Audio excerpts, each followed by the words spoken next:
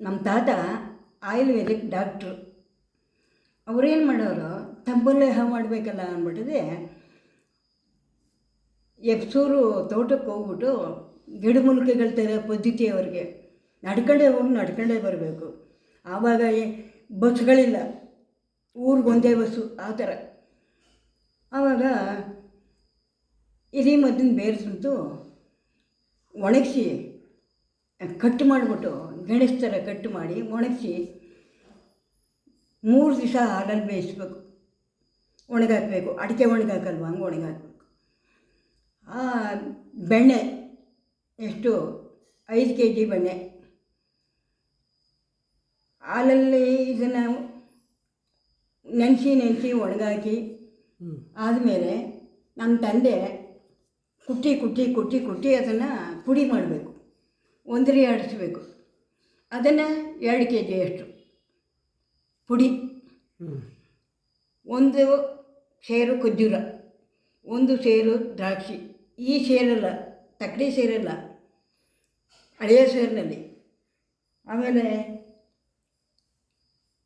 1 kg ಬೆಲ್ಲ, 1 kg ಕಲ್ಲು ಸಕ್ಕರೆ, 1 kg ಮಾಮೂಲಿ ಸಕ್ಕರೆ ಹಾಕೋದು.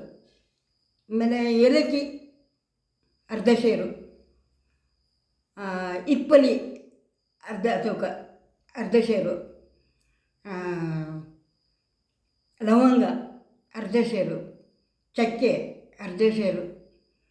ಆಮೇಲೆ ಖರ್ಜೂರ ದ್ರಾಕ್ಷಿ ಆಯಿತಾ. ಅದಾದಮೇಲೆ ಖರ್ಜೂರ ದ್ರಾಕ್ಷಿನ ನೆನೆಸ್ಬಿಡೋದು.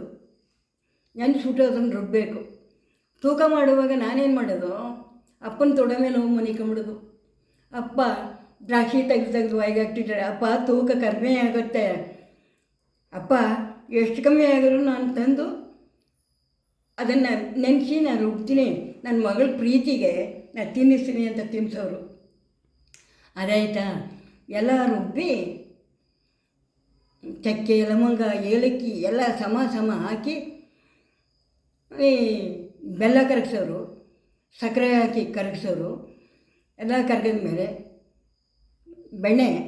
ಬೆಣ್ಣೆ ಹಾಕಿ ಚೆನ್ನಾಗಿ ಕರಗಿಸಿ ಫಸ್ಟು ಅದನ್ನು ಒಣಸೋರು.